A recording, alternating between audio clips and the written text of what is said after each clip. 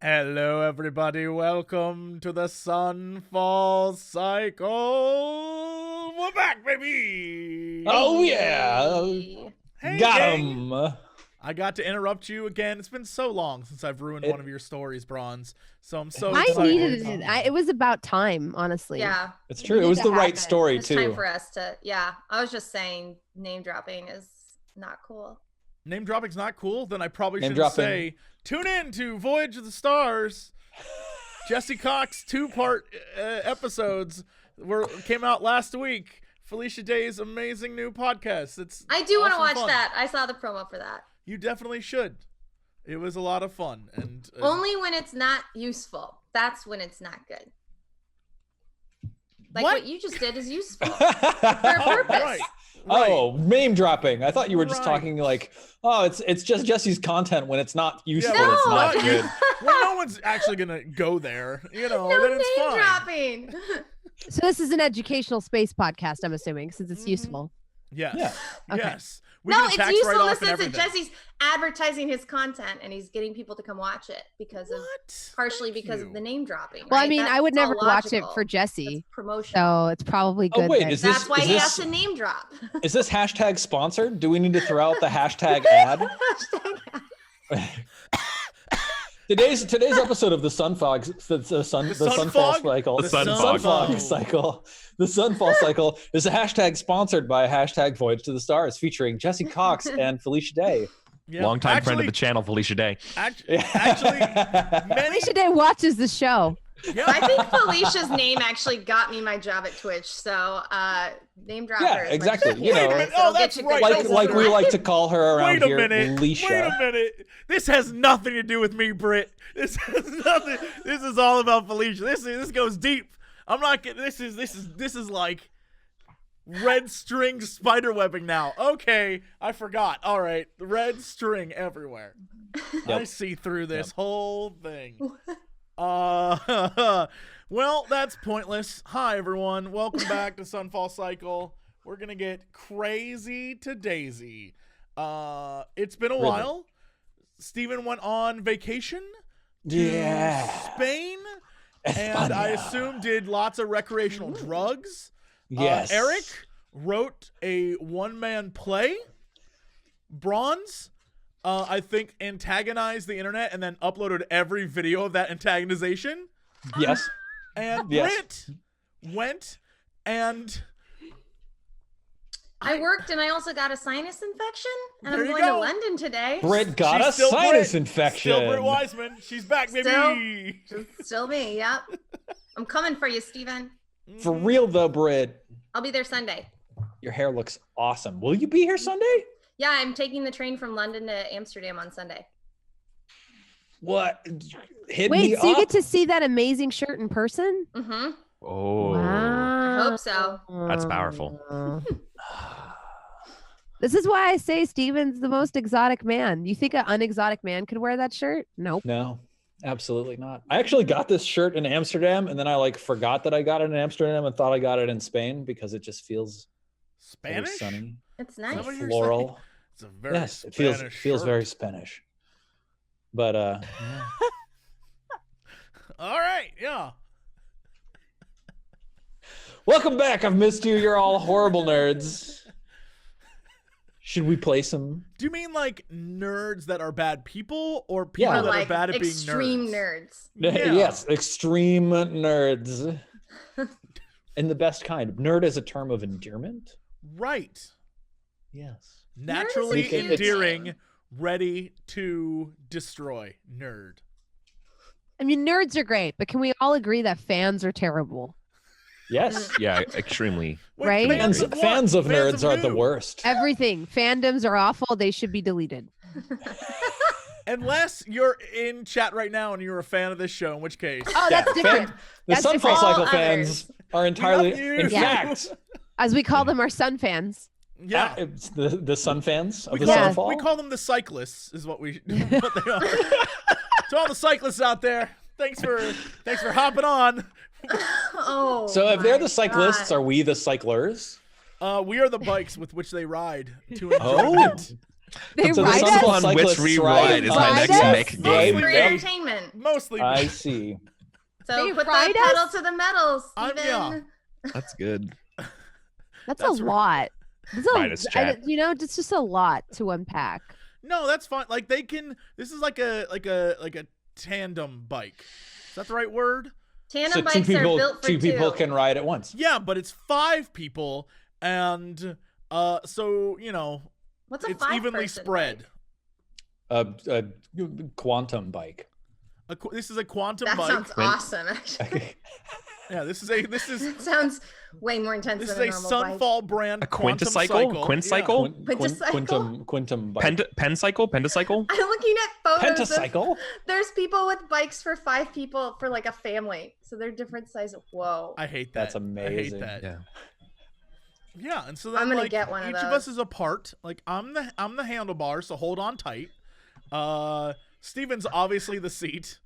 I was gonna say I'm He's either the seat or maybe the pedals. No, you're the seat for the support. You're there to support us. Guys, I'm dropping this in Discord. This is the bike that we should. Bronze, I think, is like This the is us. horn, like that little wah wah Wow. horn you honk and like honk honk. Britt, I think, is the brake. She's there to like keep us, going. Whoa, Which is why no. we never Yeah. get anywhere safely. And Eric is the pedals. Eric, you're the one who like, Keep us Yeah. going. yeah, you keep it going. You keep it going. And that's our awesome 5-person bike. And then everyone I love jumps being on stepped and on, rides so us to the market. Please, Steppy. Yeah. Yeah. Yeah. Take us to the market, buy eggs and kale, and ride us back. we are here for you. That's what we're here for, chat. Mm-hmm. Wow. We should do the game. All right, you weirdos. What happened last time? It's been a while. We haven't seen each other for 3 weeks. We missed 2 sessions. Eric was at PAX last week and got to meet some Sunfall fans, so that's super awesome. If you're out there watching today, thank you. You rule. Was the last time when we found the book, the Leander book, and all of that stuff? Yes. And there was the flesh monster bellowing in the trees. And Yes. then let's see, I have King is raising an angel. What? Yes. Yes, that's what we found out. That's what that thing was in the middle. We were like, who's in charge here? Turns out that there's 2 factions vying for the king's attention. There's the angel raising people, and then there's the other people. The like people that may or may not have shadow versions of us? Question mark? Oh yeah, the bad versions. Or maybe we're the bad versions. Ooh. Interesting. And then a magical assault broke the moon, and Leander's library has more information, is what I've written down. A magical assault broke the moon. You're not wrong. Is that right, Steven? Hashtag broke the moon. I don't Yes. know why I write random notes down like Steven, this. what was but our I big forgot. messed up revelation about the moon? Saloon is full of poop, as usual. I actually literally don't know what your big revelation was because y'all have your own interpretations of the information that I've set out. What was the meaning behind it? What was the actual answer, Steven? Can you just tell us what's going on? Tell us Steve? what the plot twist was. You found out a bunch of stuff. You found out some history of the city of Ire. You found out some history about dragons, and especially Velzirathoth, the great green dragon in the woods. Oh, you're making me have to go through this. Okay. You found some information on Ursa and Asher, the death druids stalking the forest, seeking the motes of power. You found out some information on Saloon. Saloon's garden was shattered thousands of years ago. Some great magical assault. And yes, Leander's library surely has more. And then you found out some information on the resurrection of Celestials. And these are like all the pieces of information that you discovered in the library chamber of this mage's tower that you had been exploring. So was it last session that you killed the guards? Not the guards, but the mages? I think that was the That same was session. before. So No, it was 2 sessions before. Last session we did like exploration, and we tried to figure out what the hell was going on. yeah. Did we Did we ever go back to that tree? No, I was gonna say the apple's still there, guys. You haven't been back to the tree. If I recall correctly, the thing you were going to do at the end of last session is march downstairs and get some answers from Leander, who is still imprisoned down in the basement of the Mage's Tower. Right. But yes, yeah. Okay. Should we go? Do we march? remember what questions we want to ask Leander before we go down there? Well, what did we what are the things that we achieved? Last time we shut off the angel juice sucker.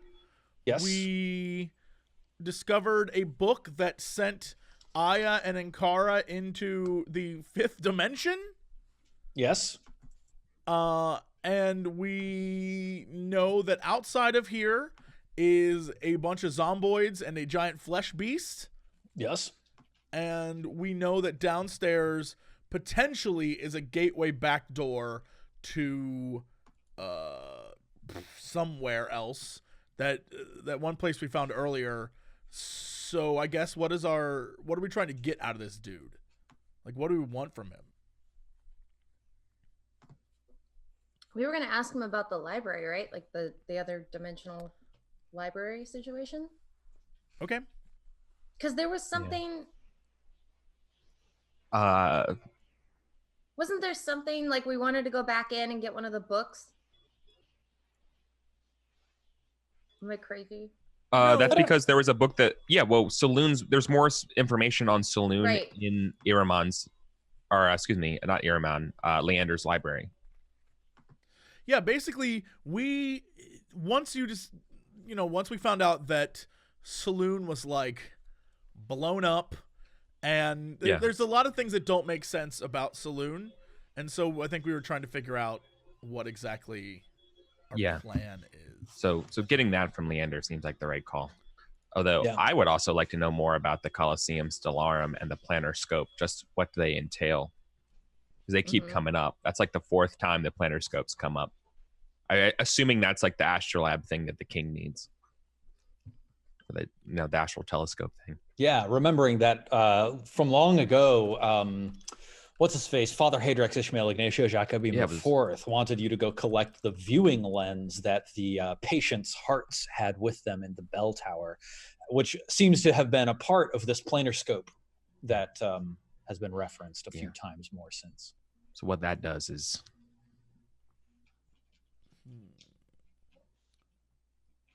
I think the plan here should be go downstairs, find out what we can from this dude, everything we can find out, see if we can get through this damn door. If we can go back, I think it behooves us to we don't have a lot of time though, do we?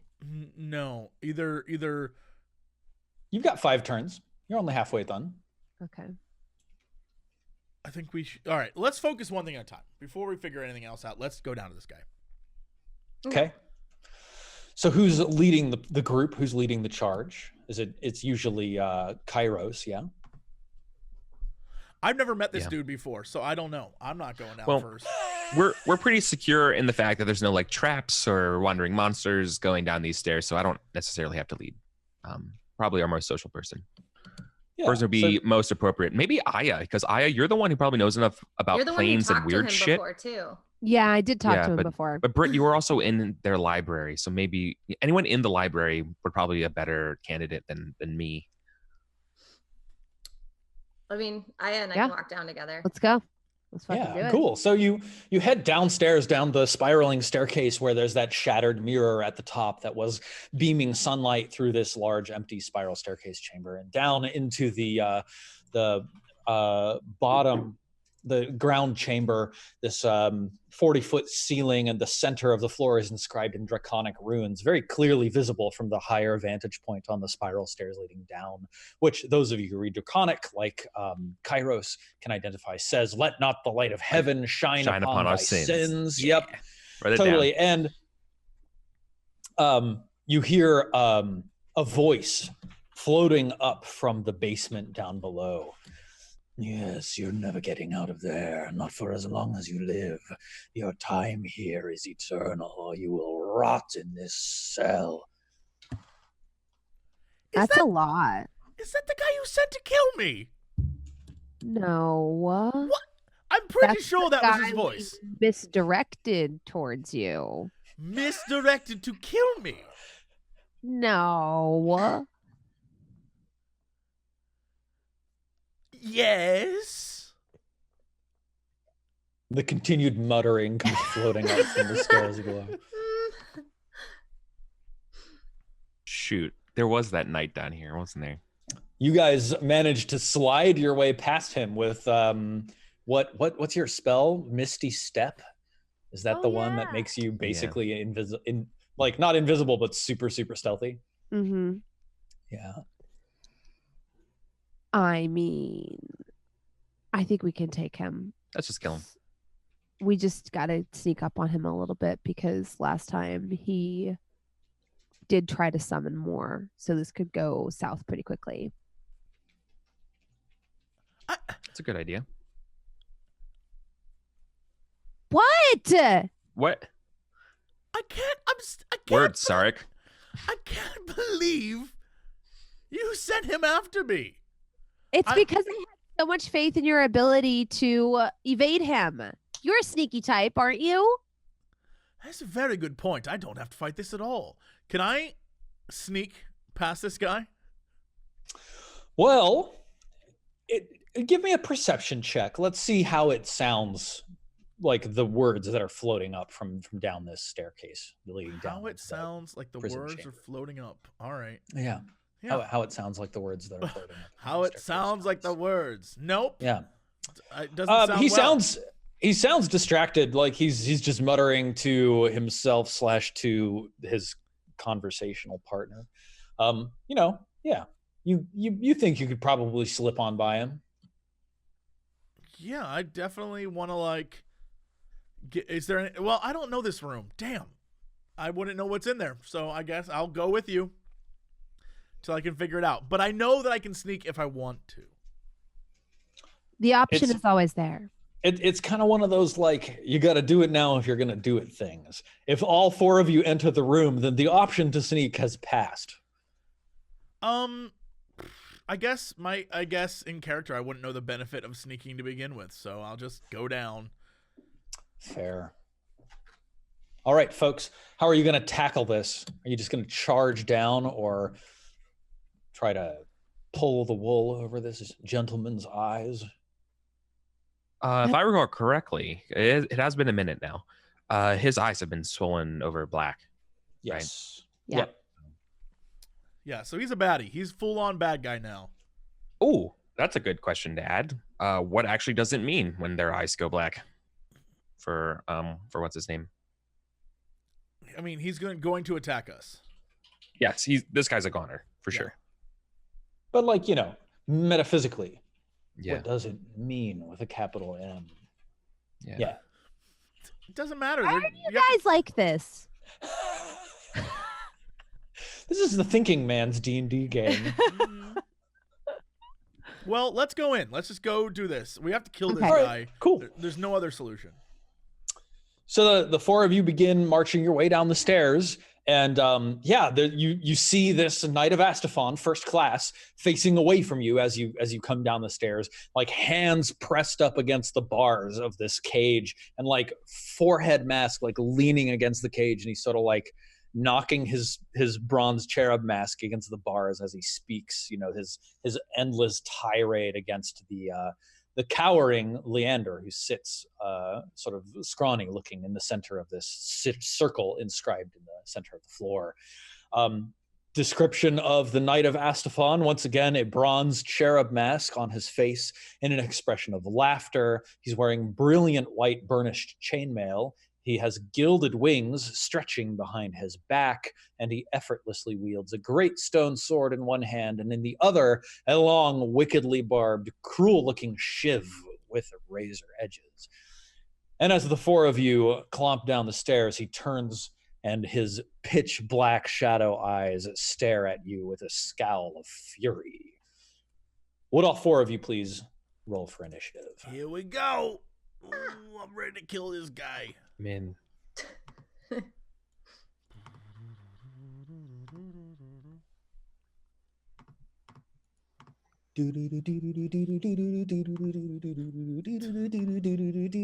Is that our fight music? Do we have Final Fantasy fight music? You totally have Final Oh Fantasy fight my music. You guys just haven't been God. able to hear it, but it's been there. It's been there the entire time. How exciting! All right, let's do it. It looks like Ankara gets the drop on this. So I think Ankara, you're like, I think Aya and Sark generally take up the rear. So Kairos is like closest to the bottom of the stairs, and Kara, you're a little bit back behind him. You could definitely reach this guy if you like jumped off the stairs and made a beeline for him. That's the kind of distance we're talking about. Okay. So what do you want to do? I guess since I'm back there, I'll just shoot at him with my short bow. Makes sense. Go ahead. Just thinking about staffing him in the face, but Considering snaking him. yeah. Get snaked. Yeah. I'll wait. I'll get close to him a little bit. Oh. A 14 unfortunately bounces off of his No. burnished white chainmail. Sarek, it's Gotta your snake turn. him. I'm gonna do the exact same thing. I'm gonna blast this dude with an arrow right to the bronze face. Does Sark Kill get it. the assassin thing this round? So he's not surprised, but he hasn't acted yet, so you have advantage on this attack. That's what. Sarek. There you go. I got You don't I got you, Jess. auto crit. Can I use eye for detail? Eye for The ins- detail. yeah. Yeah. The Yes. Inspector Gadget. Yes. You Actually, this would Inspector be Gadget him. actually this would be insightful fighting, No. right? Yes. Okay, so I need to use insight. Yep. You know, in Horizon Zero Dawn, when like you're fighting the monsters and like they highlight the little yellow bits that are do the damage. Like I Yeah, imagine that's that- exactly what this That is. is 100% this. Sarek just activates his focus, scans Yeah. the Knight of Astaphan. I also see ledges, yellow ledges, and other things as well. Yeah. Yes, yeah. So I drink Yeah, oil. he just like turns around and just Wow. like is fully visible to your in the sightful. He's all vision yellow. here. His Yeah, aura you is absolutely. You have your sneak attack on him, yellow. basically no Let's do matter this. what. And roll. Nope. Well, 17 Advantage. because Advantage. because it's the first turn and he hasn't acted. You have advantage. 17 hits. Ooh. So go ahead, and this counts as a sneak attack. So 3d6. Help me out now. I'll take it. hey, 17 damage. Nice. Not bad. All right. Wait. No. I was like, wow. Don't set He's it to dead. -17. I you go. win. Awesome. Kairos, what do you do? He's 2 move actions away from me, right? No, he's one. You could move directly Okay. to him. Yep. Oh hell yeah! I'm going to move up. I'm going to Cool. hit him with the spear, and I'm also going. And let's see what happens from there, and then I might do something else. Cool. First attack Wow. Yeah. for 15. -15. I'm going to spend a spell slot here Cool. for a smite. Yeah. That's an additional 2d8 That's a good ass roll too. for an That's additional 19. 14. Woo! Oh, There we go. the alpha strike coming through. And I got another attack. 'Cause Oh I'm my level 5. god. Same. Wow. Okay. For another 10. Eric. There we go. Jesus. That's I'm- crazy. I'm having none of it today. Yeah. All right, Aya. This guy is looking wounded. What's the lighting like down here? I think it's fairly decently lit. I think there's like lots of glowing going on from the like control panel on the wall and these bits and bobs dangling from the ceiling. Even like there's a magical / supernatural glow coming So, from the cell Not dim itself. light? No, I think Okay. you have good vision. Gonna do it anyway. I'm going to crack open my book and pull my blade from it. Ooh. And that's only my bonus action. I'm gonna use my action to use my Shard of Fury. Cool. And so I'm So- gonna attack with it twice. Hang on. I need to double check the Shard of Fury. I think it might take a bonus action to use. Oh, really? Yeah. Well, let me double check. No, not equipment pack. It's under mains. Is it? There we go. Mains hollow. Shard of Fury. As a bonus action, crush this crystal, and you can make an extra attack action this turn. So you can't do it right now, Right. or at least you could do it as an action, but then it doesn't actually give you any benefit. So yes. No, that wouldn't work then. So I guess this turn, I'll just pull my Shadow Blade and throw it. Killer. And that is here. Nailed him. -14. Damn, y'all. Yeah, he like drops to one knee as your Pow! Shadow Blade Right in like the kisser. sinks into his chest. And then he holds out a hand and he says, "My companions, help me." And he cries out, summoning his allies. Like instant summon, or they take a minute? Last time they didn't come. So they have a 30% chance of success. And so if he rolls under a 30, or rather a 30 or under on a 1d100, he will successfully summon his allies. Oh, hell No! Whoa! Oh, no! Sucks to be him! Ooh. This is why he went Terrible. evil the first time, because all his friends left him on red. That's They were never so his friends. true. No, they were never really cared. bad friends. Mm-mm. Okay, well, yeah. What's he gonna do?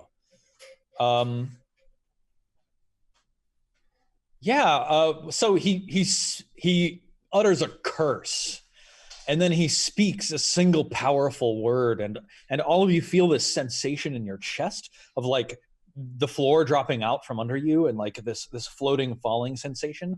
And then he spreads his golden wings and launches himself into the sky. Wait, Flying. The ceiling here, by the way, is about 40 feet high. So again, there's some space to maneuver inside of this prison cell area. Okay, He launches into the air and then flies around to the other side of the prison. How big of a prison is this? I think the room is probably like 100 feet across, and then the prison inside is probably like 20-foot radius. Yeah. Yeah. Are the wings giving him this ability to like glide?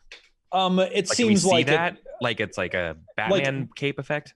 they're not literally like functioning wings, Yeah. but they do seem to like spread and like flare out more when he speaks Yeah. this word of power and then lifts into the air. So Sure. it's Yeah. reasonable of you to assume that the wings are giving him this ability.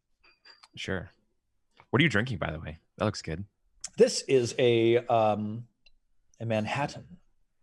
Never heard of it. I'm just kidding. The drink or the place. Yeah. It's a place. All right, Ankara, It's it's your turn. It's not called the New Amsterdam over there. Okay. Yeah.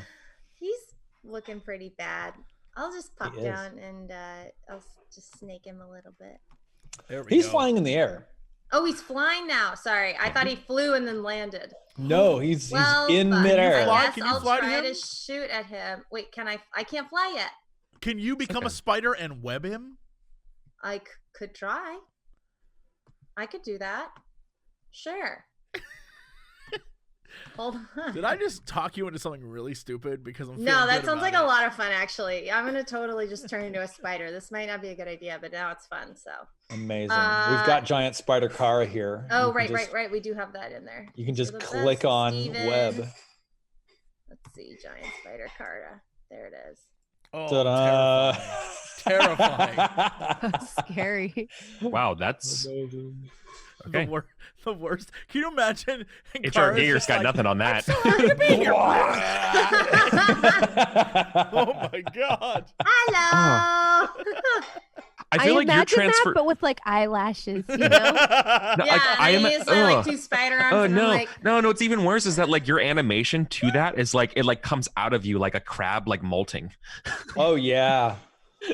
It's I was awesome. thinking this was like She-Ra, like awesome, magical okay? girl transformation. Oh, it's still magical girl. Okay. It that's literally fair. like bursts out of my chest, and the like Yeah. my skin just Who like is- falls who on is the ground and adding- disappears. Have you- Who is Have you seen a snow crab molt? It's that thing. Yeah, it's I had to add terrifying. eyelashes Who to added giant spider car. eyebrows? It's so stupid looking. It's terrifying. I Here, wait. hate it. I gotta make hate them it. thinner. I love it. That's me. Come on. I'm so cute. I used too Oh. large of a brush. I hate it so much. Really good. Thin. It's a good So, color. Yeah, web attack 18. Whoa, dang. Okay, he's restrained. Webja. Gotcha. Webja. Webbed you. Ah, I don't know what sound spiders make. I don't know, but whatever. What was that? The spider It's- noise celebration. The Spider mandibles. The pediplops. Right, Pedipalps. it's like little spider There you go. kisses. Yeah. That's my web. Your eyelashes look even more disturbing now, Ankara. I'm sorry. I apologize that my ability That's to amazing. draw Yes. eyelashes on you I is love not it. as good. And don't but forget, I'm still wearing my cape. you actually do Just kind of to really look set the scene cuter. for everyone. Okay. Yeah, so you fling this webbing, and I think I'm gonna give him like a dexterity check to see if he just straight up falls or if he's able to glide down, because you have absolutely restrained him. Target number is your spell DC 14, Ankara? It is. Hold on, let me look. For web it says make a DC 12 strength check. Yeah, but that's like to burst the webbing. So Um, I'm like, what's your like spell save DC? Oh, I think it is like, is it 13? Let's see. It should be on your Sorry, hold character it's different. sheet. Yeah, I'm pulling Yeah, it it's up. 14. Cool. Oh, So 14, I'm just okay, gonna have that's him what I roll against 14 to see like can Okay. he control his descent or not. lot of windows No, open. he falls straight to the floor and he totally takes 2d6 Sit down. falling damage. Takes 5 falling damage. Absolutely. Sarek, what do you do when this Knight of Astafon tumbles to the earth? I try to shoot, like when he hits the ground, he's like dazed and stunned when he slams the ground. I shoot his ass. Excellent. I still have my ability as well, right? I still have Yeah, you've still got insightful fighting. insightful fighting. Yup. Ooh. So it's not advantage because that was Oh. your first round ability, but an 18 does hit, so roll your damage. Yo, nice. And then 3d6. 7. Plus 10. 7 plus 10 is 17. Man, oh man. All right, Kairos, he is looking seriously wounded. He's restrained. That doesn't give me advantage to attack him, though, right? Oh, good question. I've got the player's handbook right here. There may be something like that. Restrained. Attack rolls against the creature have advantage. So actually, There it is. he does Awesome. take an additional 8 piercing damage from Sarek's crit. Yo, nice. Thank you. Thank And- you, Eric. You have it. Oh shit, He's Sarek, probably- because you crit, you need to roll an additional 3d6. Yeah. Do I now? Yes, because crits double Oh. all the damage dice. Don't worry, friends. I'll handle this. Yup. Meow. What? Murder. +7. He dies. He falls to the ground, Nice. trapped by this terrifying giant spider, and then is just like straight up one shot in the ass by Sarek. Right between the crack. Just like Wow. Ew. Just ouch. yeah. He Why dies. the crack? Cause he dies. It kills him. Yes, it makes perfect sense. That's how it happens. But All right. But what? someone could survive that. Not him though. But not him. Yeah, not him. Oh, Some may. He died instantly. okay. If you say Some so. say it was the only place where he had no armor. and thus it was when his mom Was he dipped him wearing, in like chaps. It went straight to his heart. Yeah, when his mom dipped him in that water that made him invincible, she held him by the butt cheeks. And when she pulled him out, that was his only weak part. It was his only weak part, and he got shot. And that's why they call it. That's why they call it the. That's why they're the Knights of Astafon. Yeah, Astafon. Thank you. Hey, I got you, Sarek. I saw you. I We saw knew you. you And I got was you. coming. I forgot the name for a Somehow. minute, but we're on the same page. Yeah. There you go. Wow. Awesome. Sarek used to bullseye womp rats in his T16 back home. It's true. It's I true. hate that scene. I'm gonna marry Sue. Can you? Okay, hold up. The idea of some dumbass kid from To marry Sue. moisture, fucking farming Hillbilly farmer. backwater, talking to a room boonies. of veterans Come who on, have man. lost comrades in battle, In battle. telling him, "Oh, I can make that shot. I used to shoot womp rat." You know how upset I was when I saw that? I was like, "Who the fuck does this hick think he is?" You know what's even funnier?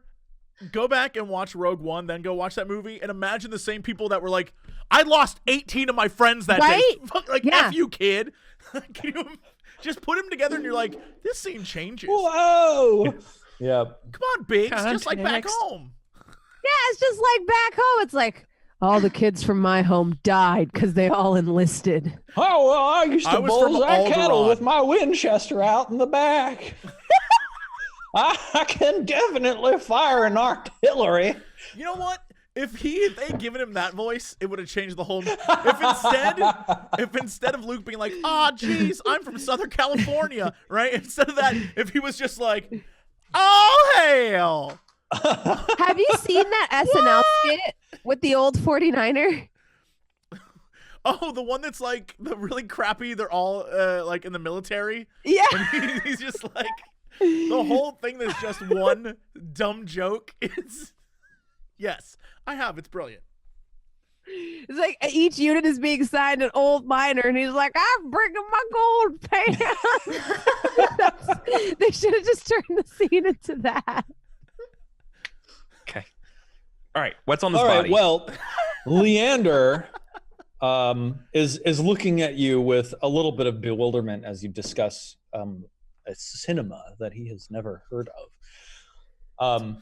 Yeah, so this Knight of Astafon vanishes as dead people in the Sunfall Cycle are wont to do, and then the four of you are left alone with Leander, who sits in the middle of this magical circle in this cell with this humming machinery above him, looking patiently at you. He pulls out a rock and he holds it out in your direction, and he says, "Ruby?" This guy? This is the guy? Oh, we should have killed him. We should have killed him before. Why are you here?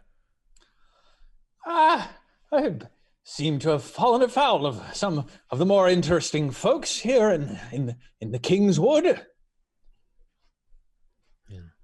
How did you escape the first time? Why, a little bit of this, a little bit of that. No, shut up. How did you escape for real?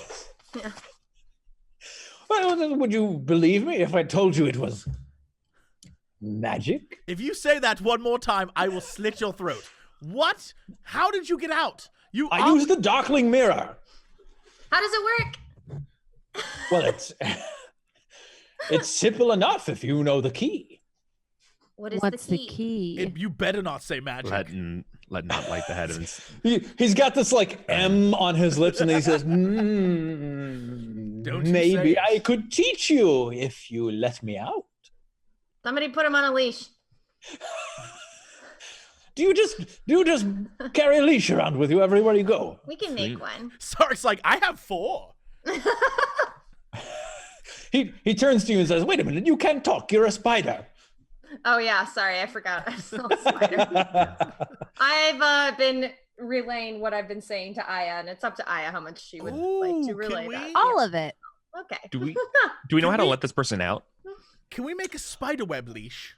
Like, wrap him up and make Oh him yeah, do it. probably. Doesn't somebody have a set of keys? Yeah, we can open the door. Okay, cool. I don't Yeah. want to open it. We just don't want to let him out. He's slippery. Yeah, this guy. How do we...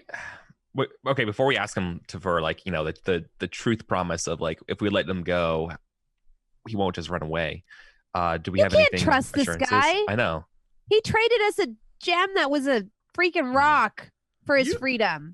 He looks down at the rock in his hand, and then he just like tucks it behind his back. Yeah. See? Yeah, you already used that trick on us, dumbass. Yeah. You can't use it twice. Yeah. He says, would you believe that this time I'm using an illusion to make this ruby look like a rock? Yeah, And we've he already pulls it out seen in your that direction. illusion. Yeah, I know. It's not that fancy. Tons of people know that trick. Shove that ruby somewhere where you really will be shocked. He pulls That's open, a magic trick, making it disappear. He pulls open his jacket, and he tucks this rock away. But as his hand sort of like brushes the fabric aside, you see a faint blue glow emanating from out under the cloth of his jacket. Is that what I think it is? Is what? What do you think? What? You got a little shiny there, buddy. Me? No. Me? Yes. Well, yes. Now that you mention it, I do have a shiny. Steven, if I can see it, can I just try to web it and take it? Like Spider-Man? Yeah, absolutely.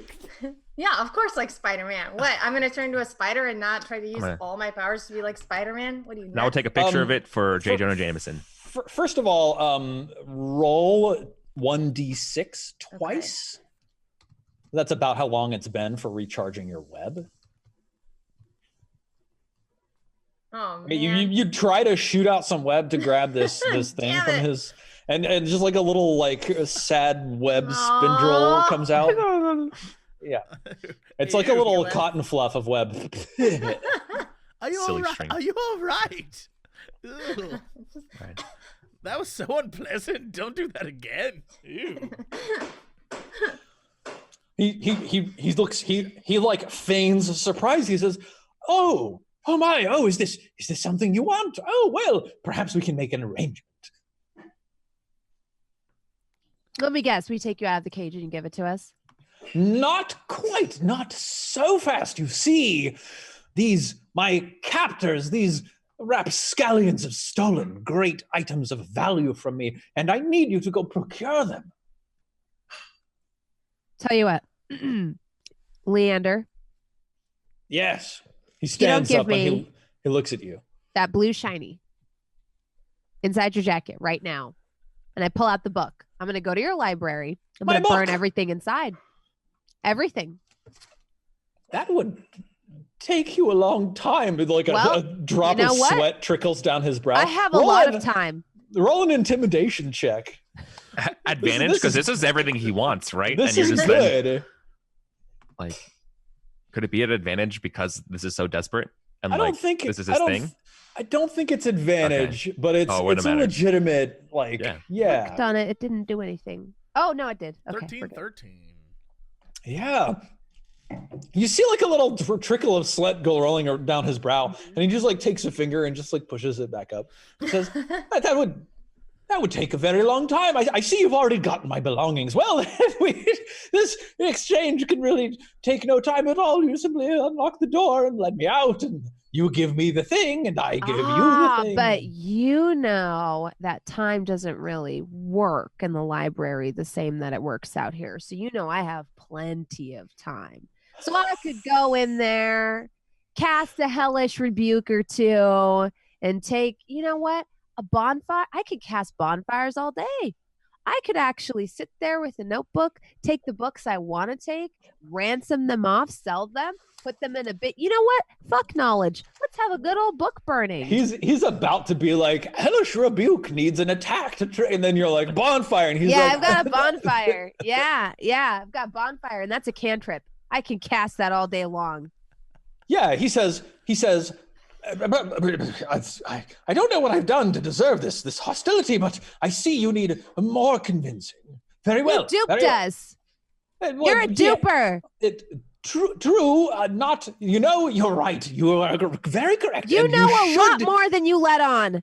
Also true. And you've been completely useless to us. You have a freaking entire vault of knowledge squirreled away in a trans-dimensional library. He turns to the camera and gives like a subtle grin. Then he turns back to you and he says, "It's true. I have behaved most beastly, most beastly indeed. I'll tell you what. You have something I want. My book and the Starfire Hammer. Yes, I want the Starfire Hammer. You get me those things, both of them, and give them to me, and I will give you what you want, namely, and it's true, I have treated you poorly in the past.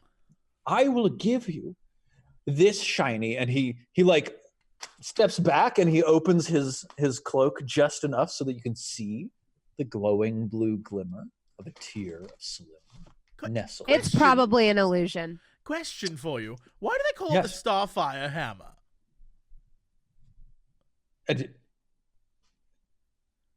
That's its name. Right, but why?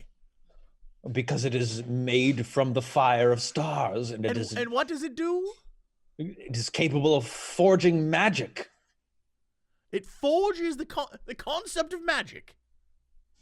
No, it is not an ephemeral conceptual forging. It is in fact a literal forging, magic forged into. Why are you asking about the name of it? What would you do with the thing? If you had it, what would you do? Take it with me. And do what? Just like first thing off the top of your head, what would you do? Well, I'd try to get out of this God's cursed dome. What do you think I would do? Oh, I just am curious. Like, first use, right off the bat, what would you do with it? Like, right away, first easy thing that you would attempt. What would it be? I would hang it from my belt. I'm not understanding what you're... Step 2, the usage. Like, what would someone use it for if, let's say, they had it on them?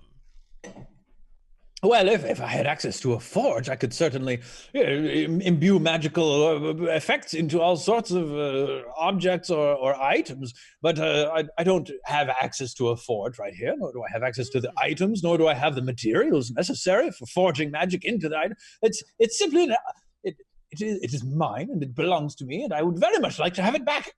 Right. No, of course, yes. Sark just like,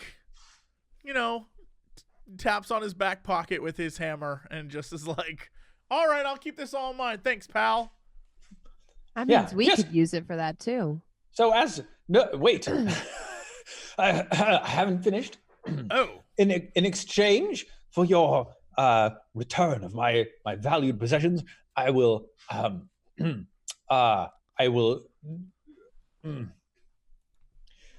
well, I can tell you how to use the Darkling mirrors, and also, if I had access to my library again, I could use its hallowed halls to do research on your behalf. I could teach you about any subject that you might wish to know more upon.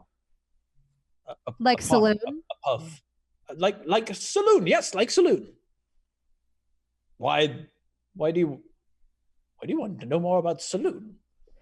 We found a scrap of paper with her name on it, and it said that your library had more information about her. Well, yes, I'm certain that it does. So why not cut out the middleman and just use your library yourselves? Well,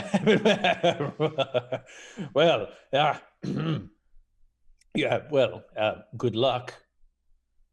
Why is it so weird we'd want to know about saloon? Well, simply the thousands of years old dead goddess is an uncommon first query for people when they find out the scope of my library. It wasn't you're always holding one of her tears in your pocket. Yes, that's very strange. Something's telling me it wasn't always your library. I assure you, it absolutely always has been my library. It's just my life's work, filling that space with the knowledge of generations. So you remember all its contents? Well, remember is a bit much. So if we bring you these things... Yes. We get the tear. Yes. Well, what about this mirror? The Darkling Mirror. I will tell you how to use it. Well, tell us how to use it now, and we can go bring you the things.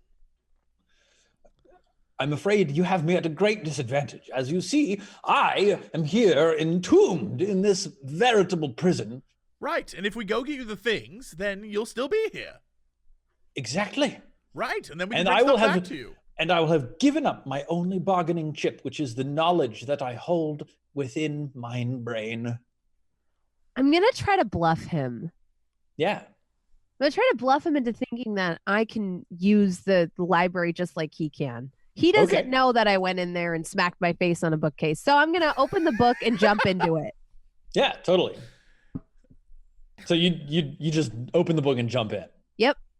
Okay, cool.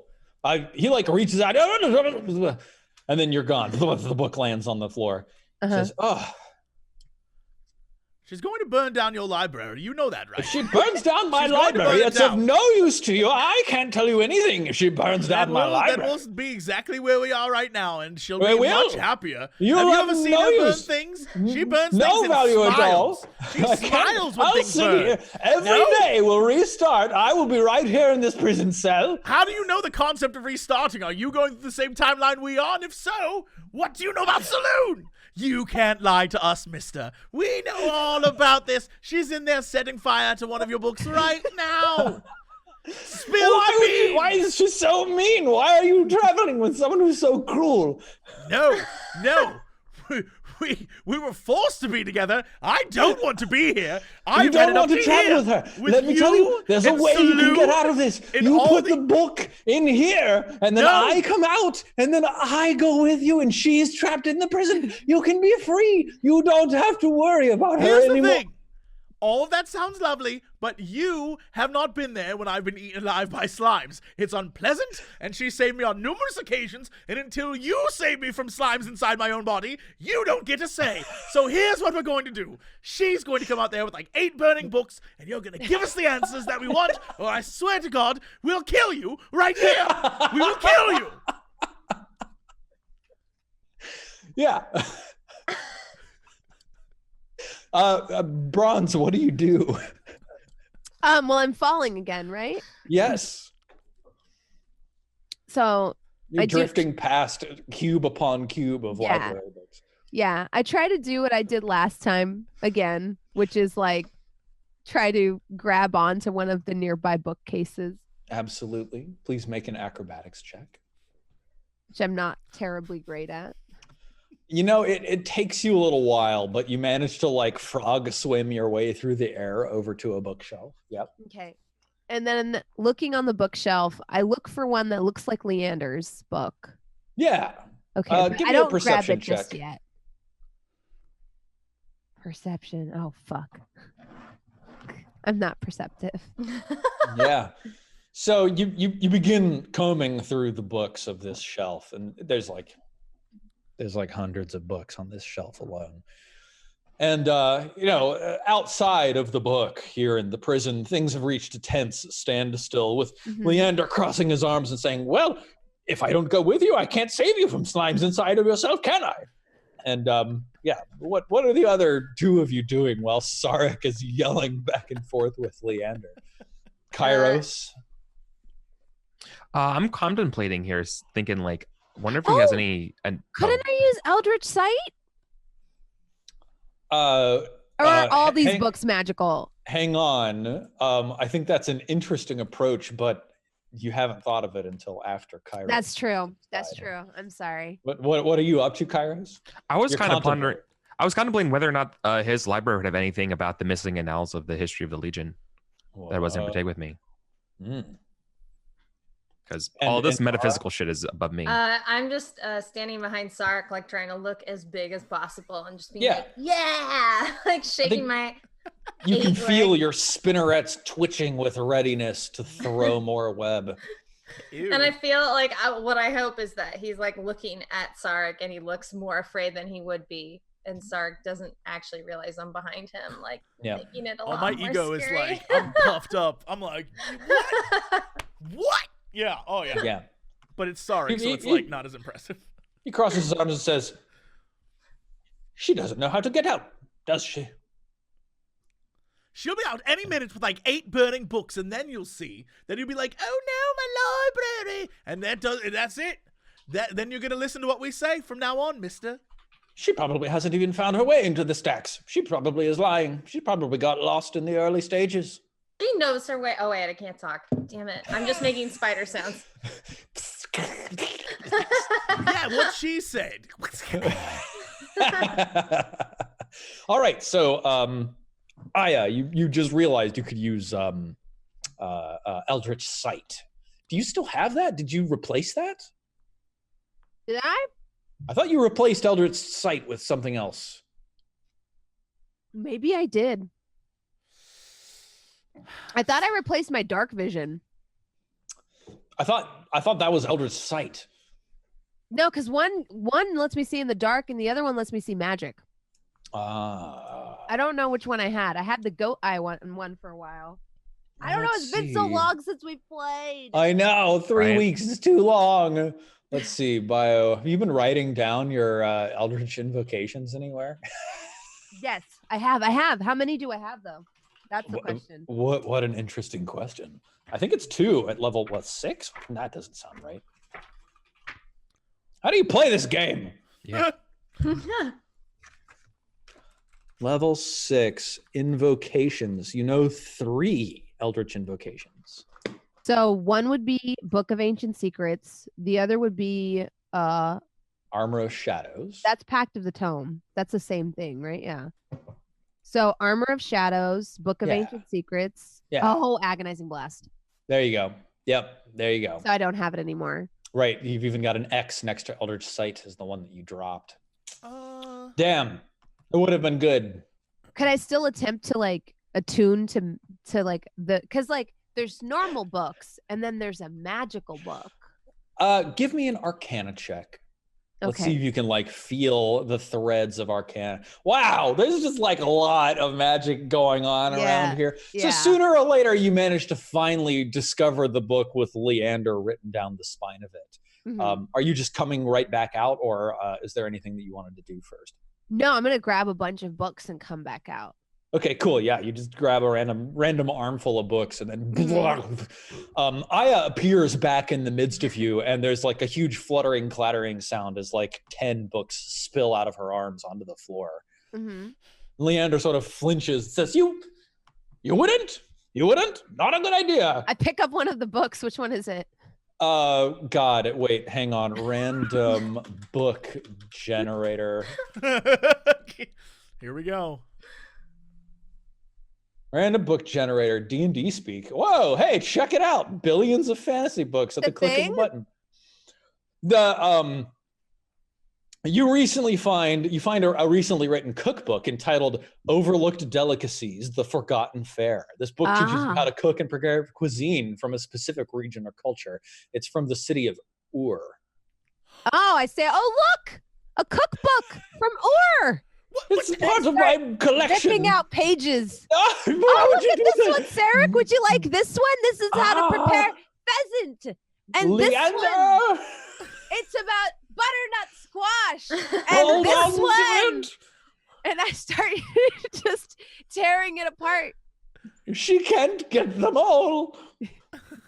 Yeah, give me an intimidation check with advantage. He says, wow. What do you people want? Enough. Stop. What do you want? You have the book. You have the hammer. You have everything you need. Just leave me. I'm going to sit here and cry. We don't have everything. And I point to the mirror. He says, yes, well, you need a key. You need a key artifact. It's a great inscribed signet ring of onyx stone. Where do we find one of those? Well, I fancy you saying that. Where do we find one of these, Leander? Oh my, how could we get our hands on a magical artifact that we don't have? I don't know. Maybe someone could forge it for you if you had the hammer, but no, not me. He sits down on the floor and he crosses his arms. Well, we have the hammer. But it's very nice for you. Do we want to tell him that we have a space for him in the moon? God. Or do we not want to? No, we could. We have the hammer and we have the forge. I don't. Do you know the ritual? No, but you do. What a strange surprise! Yes, I do. I do know the ritual. So I hate this guy. I take Leander's book and put it very carefully into my bag, but all the other 10 books are still on the floor. He points behind you. He says, "You missed one," and there's just like a torn out piece that says "pheasant" at the top, just sitting in behind you. We'll take you with us to a forge. You will forge us a signet ring, and when you do so, I'll give you your book back, but not before. We also want the tier. That's a part of this bargain now. Very Otherwise, bargain. there's a great many other recipes in here that may find themselves lost to the wind. It's open to a page on minced meat. Mm-hmm. Minced meat? Yes. Let it grab it. He says, "You people are entirely unpleasant, but I see that you have me at a complete tactical disadvantage. Very well. You bring me to this forge. I will forge for you a signet ring, and in giving you the ring and this," he holds open his cloak, "tier of saloon, you will return unto me my book." Yes. Give us the tier first, because we have to go a far's way in order to get back to saloon. We can't just snap our fingers. So give us the tier first. We'll all go together. He like gets a sly look, and he says, "I don't like this. I'm giving up everything that I have that's bargaining value for me. No, Whereas, you're not, you big dummy. You are giving up nothing that you have that's bargaining value for you. If you give me collateral." You know what? You're right. And I hand him the cookbook through the bars. He picks up the cookbook by like the front cover, and it's holding open. He says, "Oh, thank you." And he tucks it away in his cloak. He says, "Give me collateral, something important, something meaningful to you." Oh, Aya, don't you have a friend you could give him? One that means so much to you. That's very important. Oh my gosh. My most beloved companion, surely, Sarek. You cannot do this to me. Marshmallow is like mine own heart. It would show you how much you trust him to take care of your one true companion. He is my familiar. Yes. Give me your familiar. Give me this marshmallow. Give him to me. Come here. Come here, boy. Come here. No, don't do it. And like waddles forwards to the bars. Oh no, not mine marshmallow. and like mine own heart.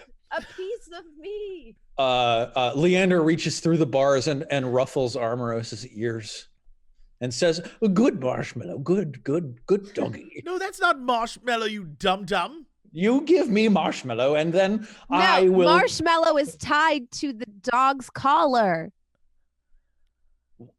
What? Because we tied and marshmallow he lifts a string and like pulls out from under one of Armoros's ears this sleeping winged snake that's just like drooping down, all rainbow color, and then like stretches its wings and goes.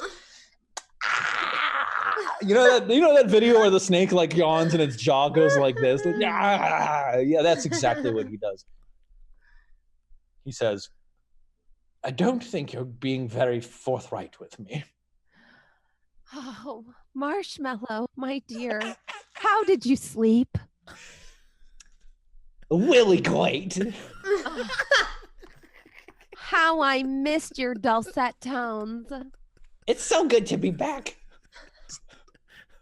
Oh, Marshmallow, you know no one loves you quite like your master does. That is technically true. Marshmallow, my dearest, my sweetest. I am sad, for my party has asked that I leave you with this foul, foul man, because you are dearest and most closest to my heart. Yeah. So do give me a performance check for this.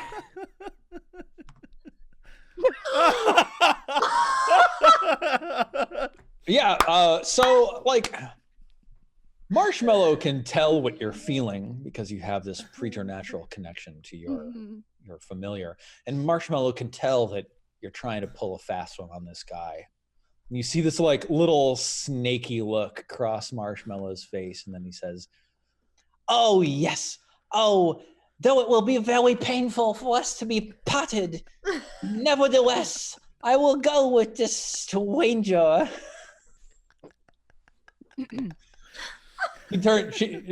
Marshmallow turns to the man and says, "How could you be so cruel to keep us apart?" And Leander actually starts looking a little Eyes like guilty misty-eyed. Well, like with one hand, she firmly puts her hand around like, you know, Armorosa's collar and like pulls him back and unties Marshmallow. Leander says, well, he doesn't seem as cuddly as the other Marshmallow.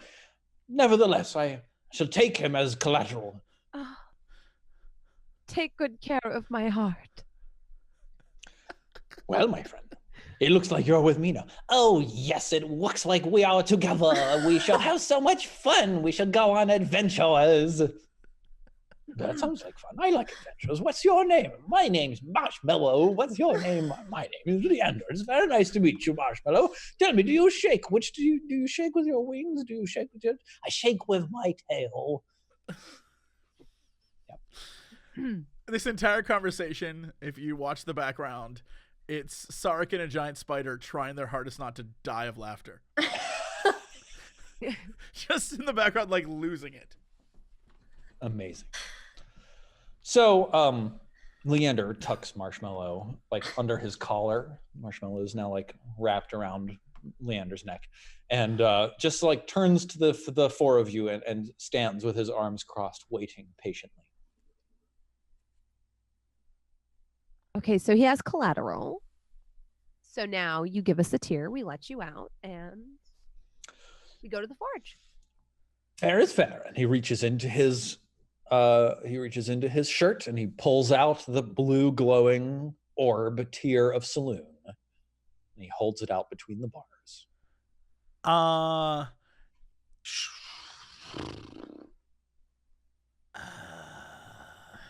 Can I really quickly, before we touch it or do anything, do eye for detail to figure out if this is like... Actually, no. Eye for deceit is what I would like, or ear for deceit is what I would like to use. Totally. Yes. Insight. Ear for deceit. 23. Let's see. Is he playing with us again? Because I swear to God, he can lose that hand and still be fine. Yeah. So he's very clearly someone sly, someone clever, someone who is used to playing tricks. But also very clearly, as you talk to him, it's obvious that he realizes that the jig is up. He has no cards. He's stuck here in this prison. You all have everything. And therefore, like, if you want his help, you need him. But he also realizes he's not particularly necessary.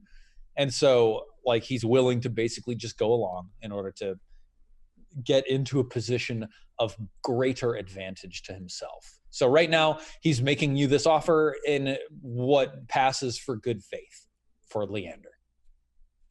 All right, yeah, I grab the tier.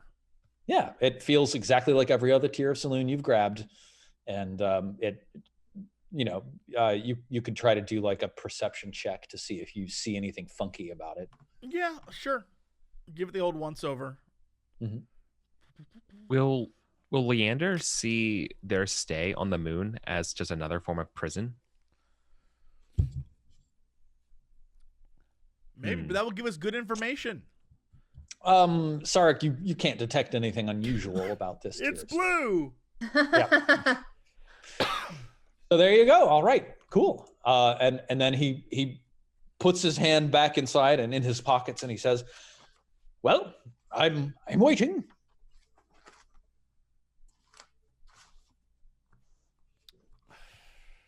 Am I the one with the key? I think I'm the one with the key. I don't know. I think so. You're the one who from the Knight of Astafon upstairs. Right. Okay. Well, I'm gonna go open the door, and while I'm putting the key into the lock, I'm gonna warn Leander. Don't. Actually, what would I say? I guess I'm gonna say I hope I'm doing the right thing, and I'm gonna open the door. Okay. Yeah. Leander sighs. Much better. Then he steps forwards out through the prison, waves a hand down himself, and his shoddy rags like liven and blossom with color and turn into silk jacket and gown and robe and like beautifully buckled shoes, and his face takes on more color and his hair sort of shortens and coifs itself and just goes puffs up just a little bit. He says, well, yes. Thank you, my friends. It's truly unpleasant being stuck in a cage such as this one. Now then, where are we going? Leander, the more I'm around you, the more I can't help but admire you. Well, a person with a fashion sense as keenly astute as yours can't help but recognize, what is it? I believe it's called game.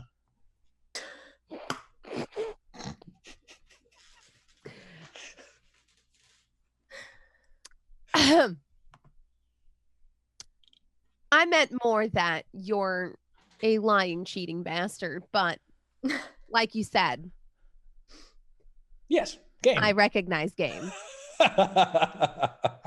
He like pops his collar. Very well. Shall we? Yes. Let us go.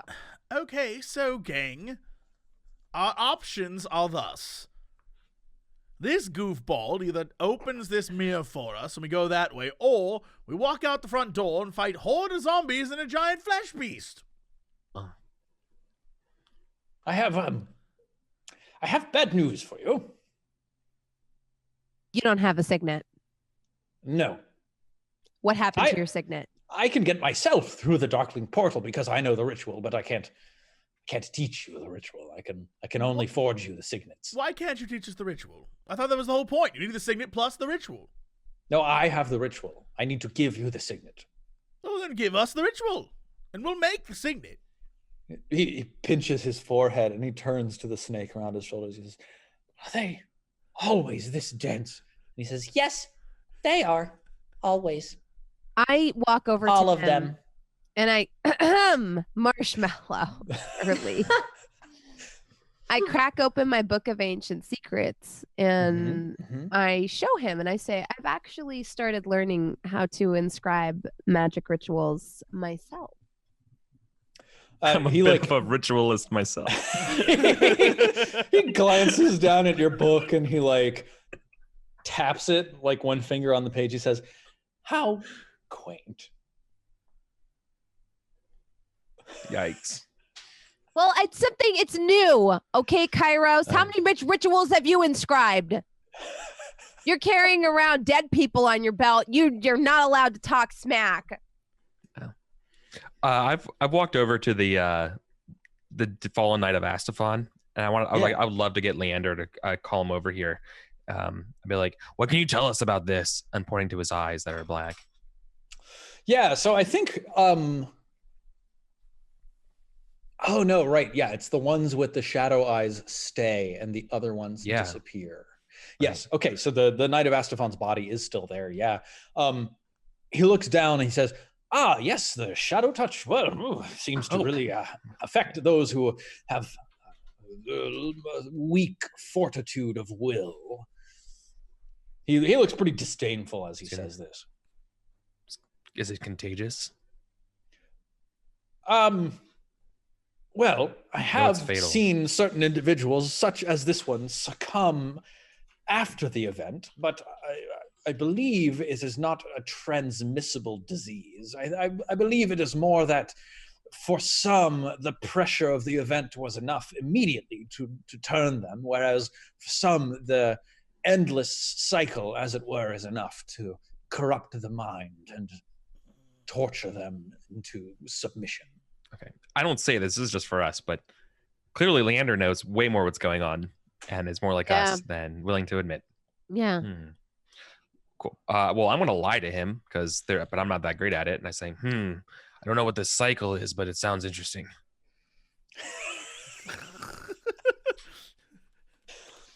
There's an aside that doesn't actually happen where he turns to you and he says, "You mean you don't know about the Sunfall Cycle?" Yes. Give me a deception check, Kyler. Yeah, sure. I mean, it's up to him to see if he can. Yeah. Yeah, like I'm not sure how. Yeah, I'm not shocked or anything like when I'm saying this. I'm not probably not really. Yeah, totally. You're not like really trying to conceal any meaningful information. So like, I think he registers that you're like putting on a little bit of airs, but nothing more than that. Yeah. So like, what is it you're saying? You're like, I'm not really sure what this cycle is, but. Yeah, it sounds intriguing. Yeah, right. Yeah, totally. He sort of nods and says, yes, well, when we're in safer environs, I can regale you with all of the information I'm aware of. We need to get out of this terrible place. Where are you taking me? Forge? Yes, yes, back to the blacksmith's forge, right? Yeah, something like that. Yes. Wonderful, let's go. So we're going. You would happen to know where any bonfire is, would you? Brazier. Brazier. Yes. Sorry, wrong game. Yeah, wrong game. Jeez. We're gonna need a cease and desist now. Yeah. He sort of strokes his chin and says, well, I know that the Knights of Astafon are likely to have an altar such as the one you described at length when I asked you what it was. However, I'm certain that the devotees of Dahaka down to the south are also likely to have something similar. It sounds like palace paraphernalia, and they tend to have small number of luxury goods such as that in their hands. I'm not aware of one with the mages. So we either go back the way we came or we continue south. Well, we know for sure if we go back the way we came, we can't get back in time. You're right. So south would be the only option. That means no apple. Well, we have to come back for the apple, and we have to go back for the water weird at some point. So yeah. We have added to the list of side quests.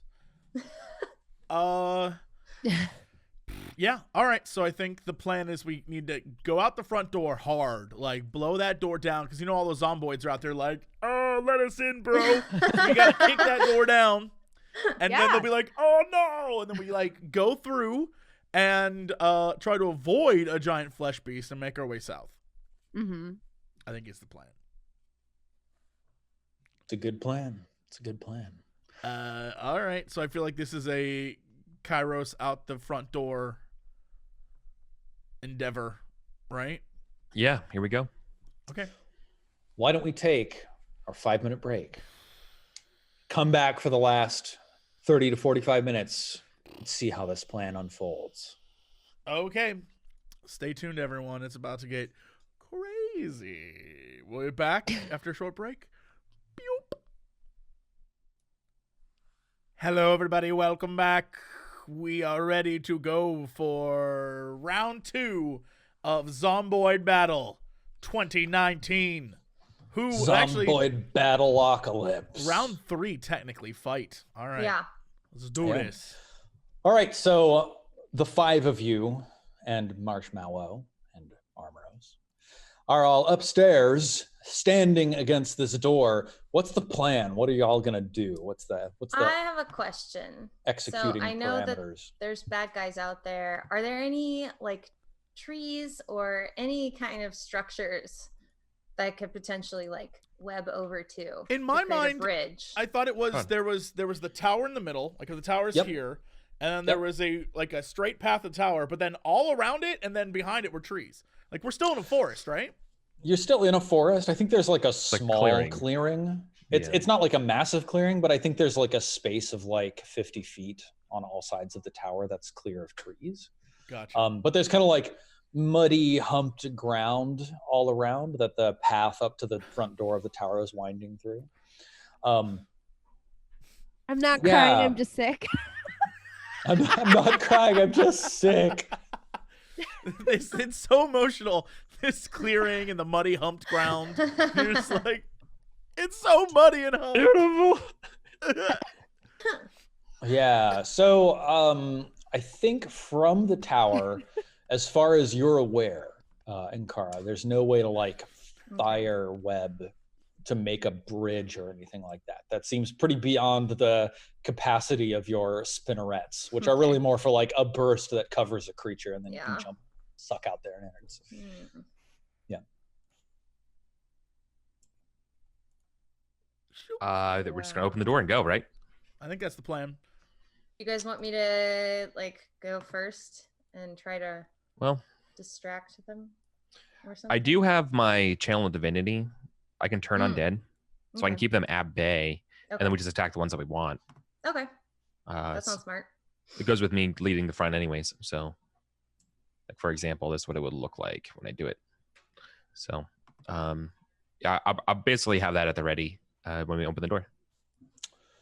I thought I had an icon for the gore crow at hand, but I don't. So let me find what I was. Why do you need a gore crow icon? Yeah, that seems weird. I don't think that's necessary. Why do you need that? It's definitely not out there. What are you talking about, Steve? Why do you need that? Before I open the door, should I bless everybody? Like right before? So everyone's got that sweet plus D4? Oh, we could do that. Sound like a bad idea. Okay. Naturally, you three will be my targets. So don't forget every Not attack Leander, and though. saving. Yeah, What about me? every attack and saving throw plus D4. Wait, does Leander actually say that? Yeah, of course.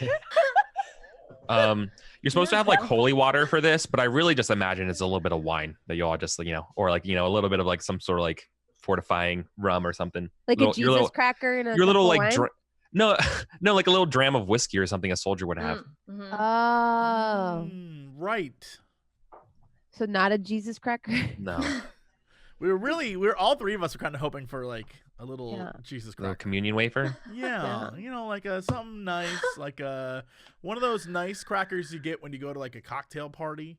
That's not what church. What? That's not what Jesus crackers are. Well, They I aren't? hate to break it Not to at, you. like, They're They're like not Not at styrofoam your church, rolls. but the church I'm setting up is going to be like You know what? Fuck Yeah. it. I'm gonna give out Fancy crackers. fancy crackers. When you I'm get gonna give out communion, Jesus cookies. Saltines. little gingerbread Jesuses. Yeah, Beautiful. That's beautiful. yeah. Yeah. That's what I'm gonna give Spread out. the They're gonna be word. brown That's, too. They're gonna that's be a good- brown too. Want to Yeah. know why? What? This was Because the war brown. on Christmas. That goes against my 14th century portrayal of Jesus. Your gasp won't was have so it. Is he perfect. also a Jew?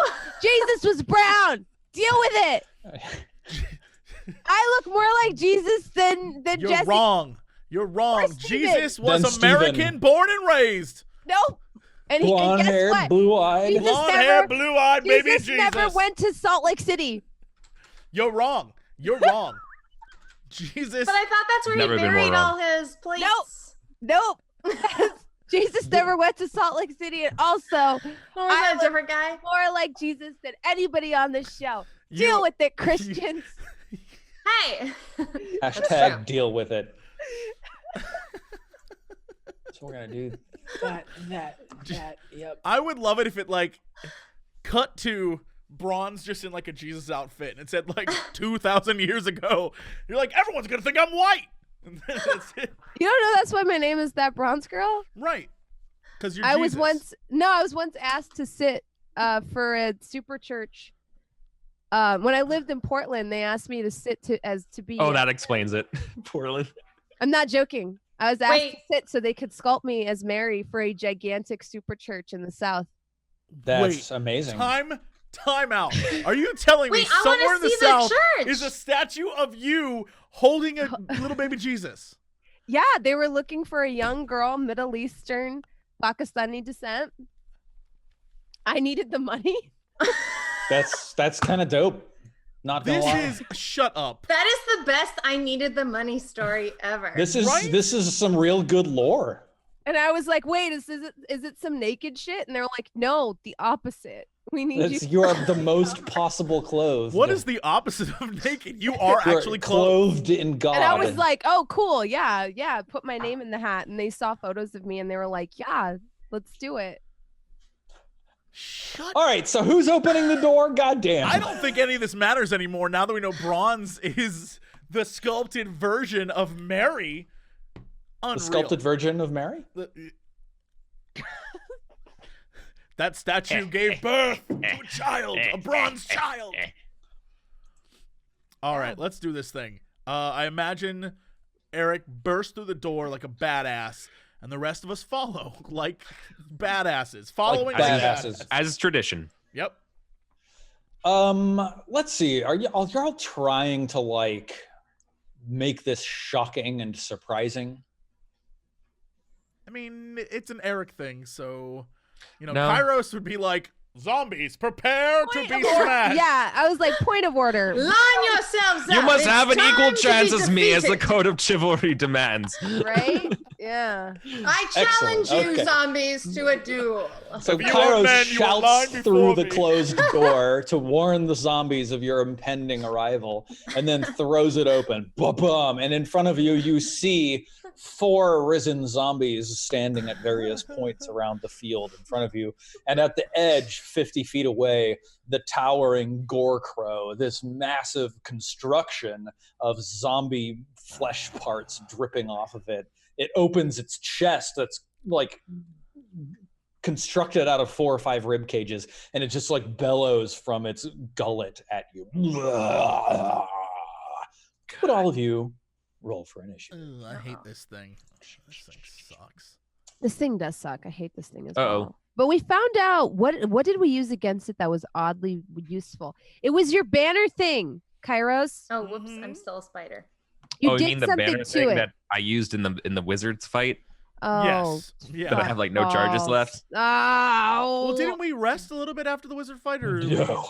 No? No. I mean, No, also, we that's short like rested. We short that's rested. like a but that doesn't daily recover. thing. Yeah. Yep. Exactly. Oh, we're so screwed. We just, like- I still We just, got like, walk I still back got in a and fair close amount the of door. spells I can chuck around. And like I said, on my turn, I will absolutely. I already have blessed up, but I will channel divinity. But that's not going to help with my initiative. So All right, here we go. We've got everything all rolled up. Let's ascend that. Okay, cool. Zombie number 1 comes shambling forwards, moaning as it stretches out its arms. It slowly slides forwards. I think it probably can't even reach you because zombies are slow as hell. Speed 20 feet. Yeah, actually, zombie number 1 actually reaches you right to the door, and like double move. yeah, it's like right in front of you, but that's all it can do. Okay. And then the Gore Crow bellows once again from the edge of the clearing here, and yeah, what's its speed? 30. So it shambles forwards, lifting up one huge rotting leg at a time and slamming them down. And then it like peels out a shard of bone from inside of it, pulls back its arm, and hurls it in your direction, Eric. Okay. Making a 17. So I guess this sort of like slams. It does not. It does Yes. not. I would say it doesn't hit me, and here's why. The zombie should give me +2 cover. I also was thinking that it doesn't hit you. My armor class is 17, so it would, but otherwise it wouldn't because the zombie I would thought hit me. your armor class was higher than that for some reason. Sometimes it goes to 19 when I have Shield of Faith on. Okay, cool. So you think that this zombie gives you cover? Yeah, soft cover +2.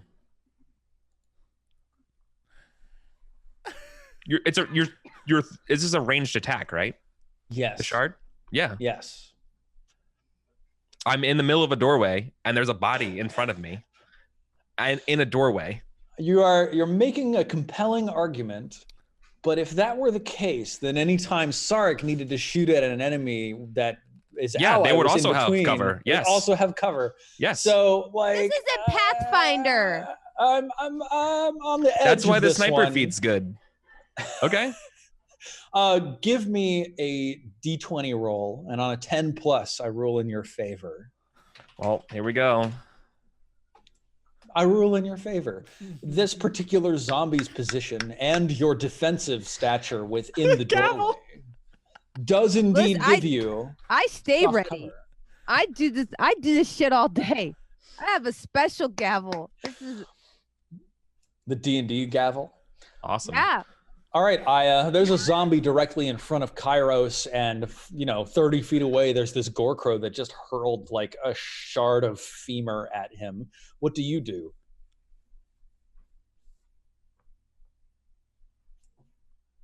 Aya. I'm thinking. Hold up. I'm not Sorry. crying, I'm thinking. I know. I can't tell if I'm gonna sneeze or not. I was like, let me That's get the this worst. sneeze out. I hate it when I feel that Yeah, way. I was like, let me get this sneeze out, and then I'll answer, and then it never came, so it looked like I was having a stroke. You know what Okay. Jess does when I'm Wait. about to sneeze? What?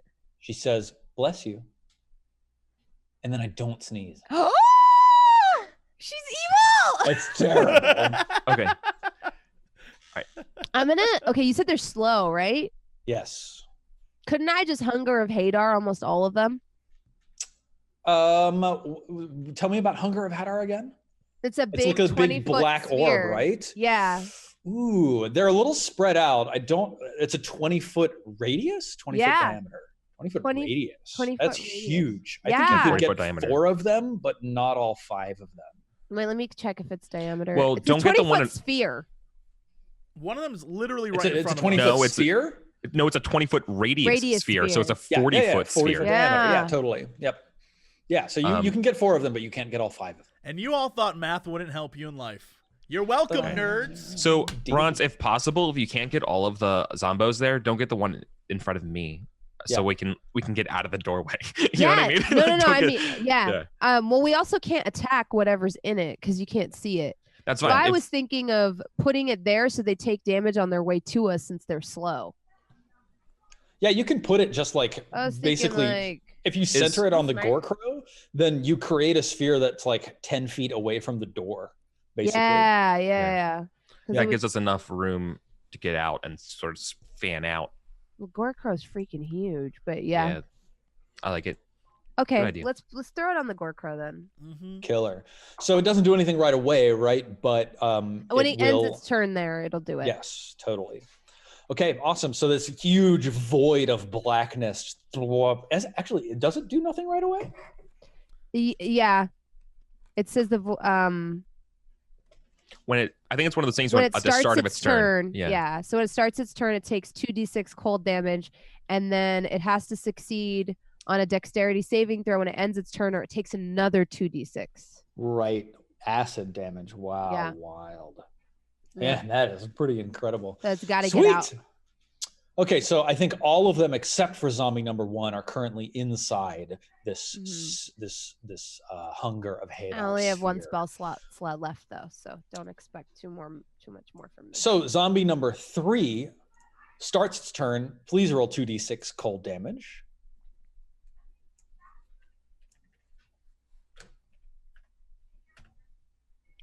Nice. 7. Awesome. Zombie number 3. Did she get the 1d4 too? That's for like attack rolls and for- saving oh, throws, right. which it doesn't apply to damage, Right. so it's just 7 damage, which is not nothing for sure. No. Totally. There's no like special damage resistance or anything. Okay.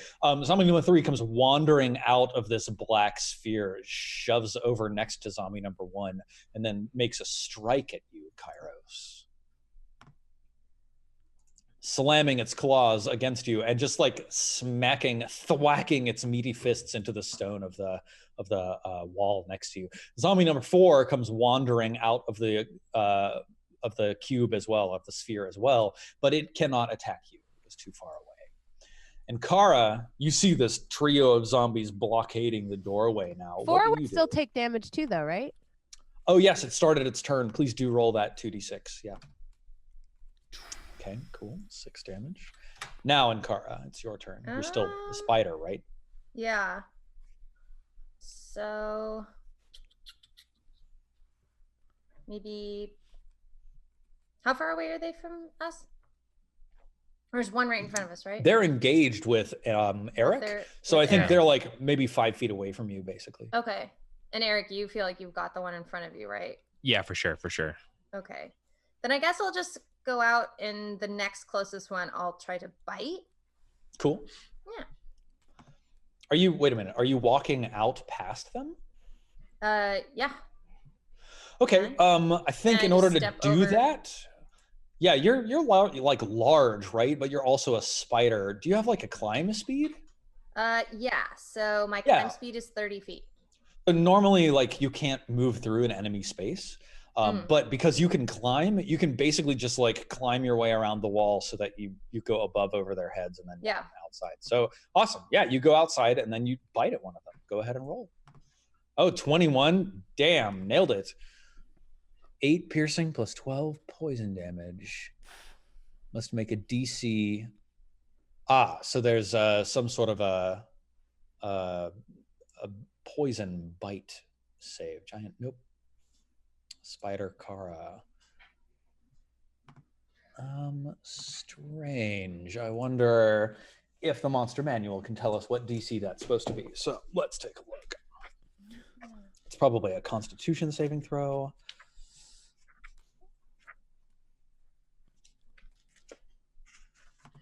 GHIJKL, giant. Make a DC blank on a failed save. Yeah. Giant spider, DC 11, Constitution saving throw. So, zombie Constitution saving throw. It made a 22. So let's see. Go ahead and so you got your 8 piercing damage, and then 12 poison damage. And you can tell that this zombie number 3 over here actually isn't affected by your poison at all. Because he's a zombie. Indeed. Okay. But the bite was ferocious. You tore into his shoulder and left strips of undead flesh hanging ragged. No. Sarek, it's your turn. That's in your mouth. The guy she just bit. Yes. I would like to take a shot at that guy.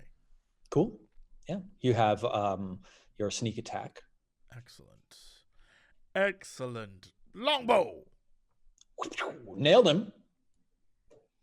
Boop.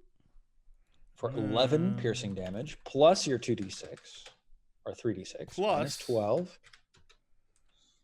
An RD4, right? No, that's adds to your attack roll.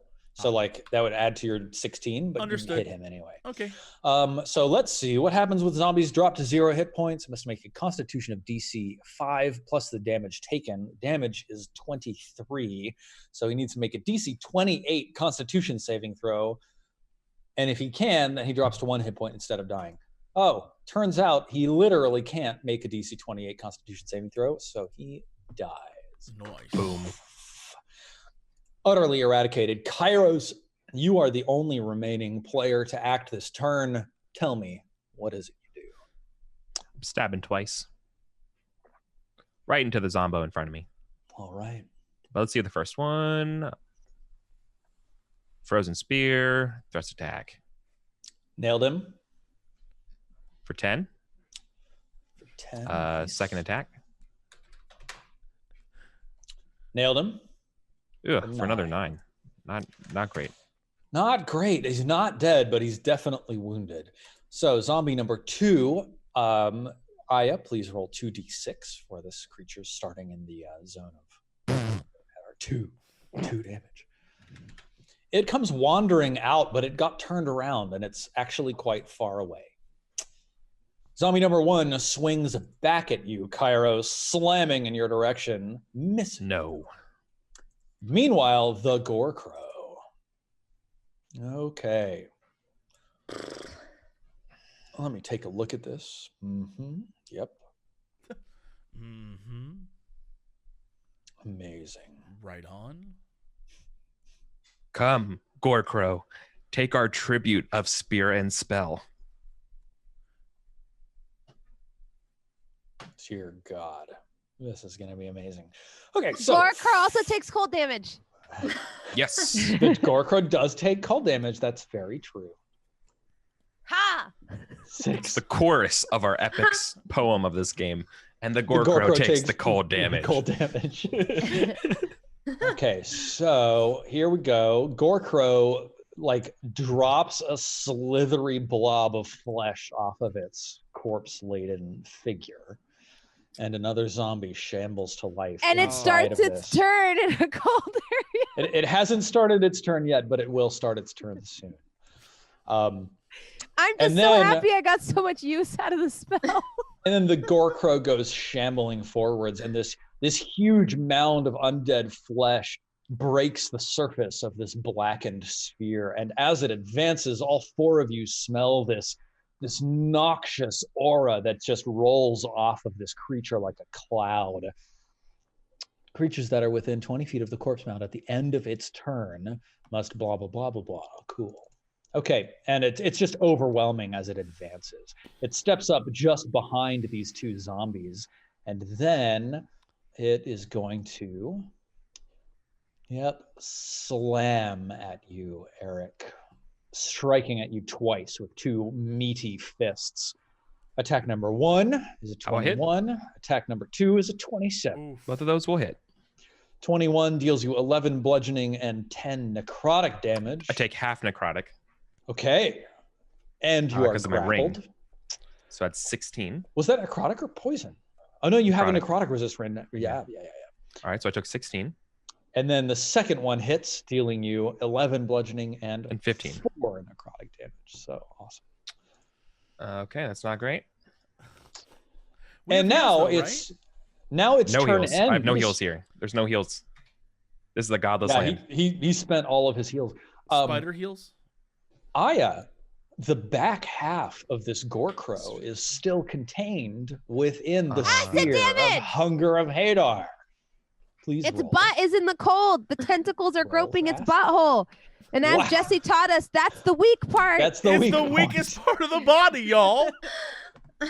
Certainly the weakest part of the butt. I maintain my concentration on Bless after getting hit. Wow. For both of those. The only thing is there something at the end of its turn saves? Yes, you all need to make a DC 17 Constitution saving. Oh, but you get your D4, right? Yeah, we get all the D4 on it. Plus D4. And everyone gets a +1 within 10 feet of me as well. Yep. I'm not going to make that. Well, I'm not going to make it. Oof. What was it? DC what? 17. 17? Yep, nope, we're all screwed. We're all like... Yeah, we're not going to make Kara, that's like a 15% chance to make it a turn for everybody. And Kara, roll 1d4. Oh, never mind. Come on, Spider. You made 17. You're the only one who makes it. Okay. Thanks to that bless. Spiders can't smell. Oh, God. Amazing. Yeah, actually, and Kara, you're out like right next to this creature. Yeah, I was wondering why it didn't attack me. Because Steven hates me. It's true. Also, I forgot she was out there. Good. So the 3 of you are poisoned until the end of your next turn. No. Wait, where's Leander? Leander's literally cowering in the back of this room. All right, no fireballs from Leander then. Okay. No, he's like, dear God, what is that thing? Please, you have to protect me. I'll protect Marshmallow. Marshmallow says, I will protect you, Leander. Okay, cool. Gore Crow ends its turn, which means that the new zombie just created starts its turn. Please roll 2d6. Yes, so much utility out of one spell. So much damage. Get him. -5. Zombie comes wandering forwards. towards this choke point. Oh, It finds its way to you. I'm going to roll a d20. On a 10 plus, it made a beeline straight to you, and on a 9 minus, it had to wander around and therefore can't attack. 20. Yeah, it had to wander around inside of the darkness for a while. So it actually wanders over to giant spider Kara, but it cannot attack. Get away from All right. me. Aya, it's your turn. Okay. Okay. I don't know if this is gonna be a good idea or not, but Kairos is dying. So what I'm gonna do is I'm gonna try to hit the Gore Crow with Dissonant Whispers. Okay. Send it back into the hunger and Yeah. buy us maybe a turn, and also op attacks. Cool. So yeah, I'm gonna do that. Well, it's not in melee with us. not? It's in melee with me, but I'm not in melee with it because it has the reach. It has reach. Yep. Oh. It's got a 10-foot reach. But if you wanted to blast the Zombo in front of me and like free up, give me space to move, that would be cool. Yeah, so I that can would be get to the nice. Gorgro. Okay, cool. Yeah.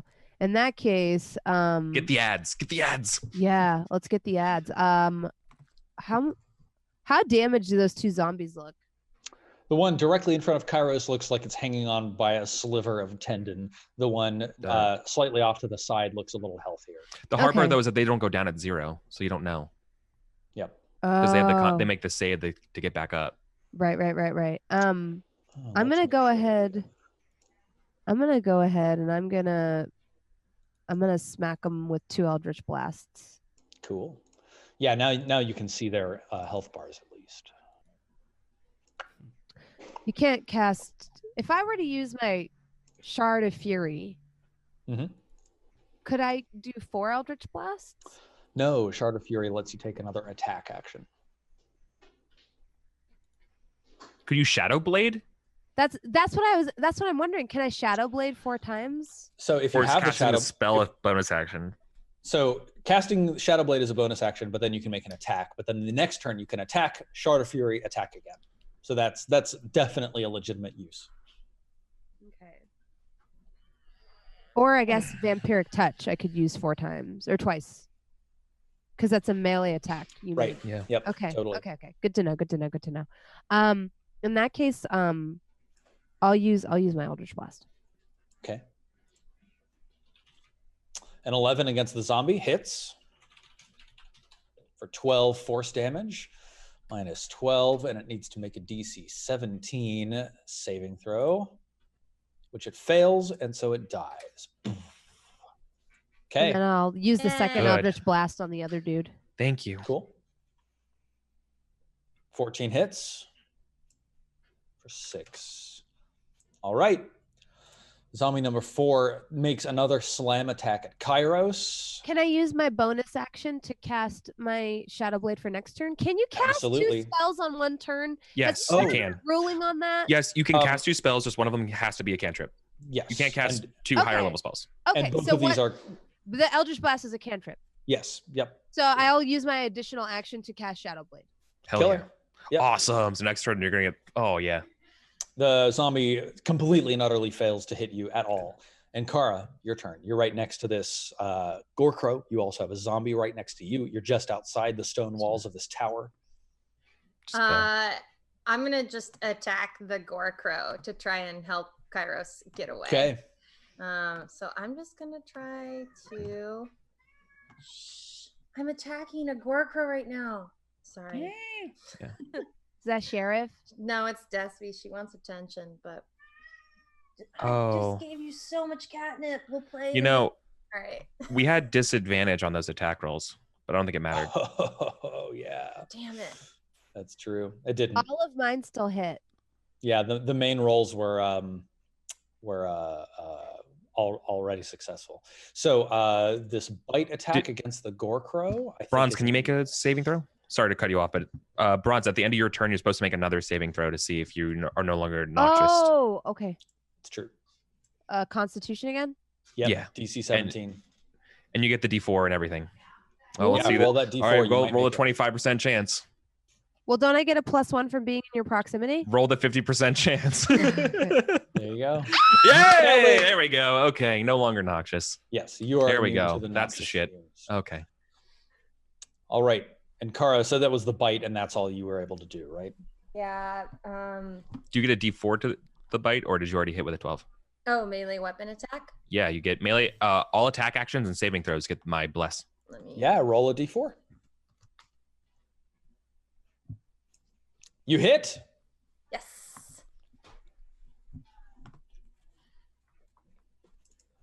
11 piercing plus 7 poison.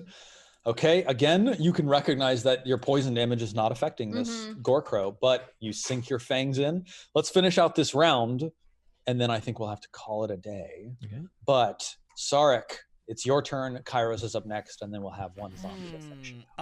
So can I deduce without having to roll for this that the gore crow will continue to spawn zombies? Yes. Like it's an unlimited supply boss fight zombie thing. Basically. Okay. So yeah, I want to, do I have to roll for my being grossed out by this thing?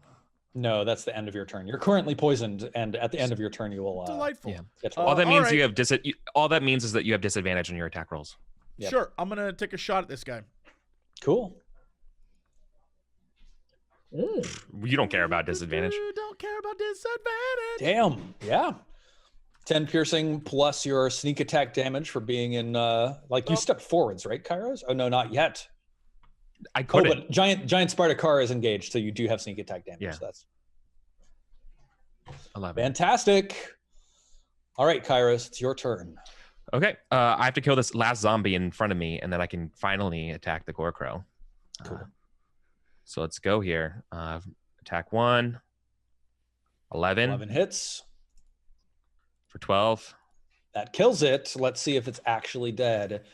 It's that was 12 damage. Yes. So that's a 17.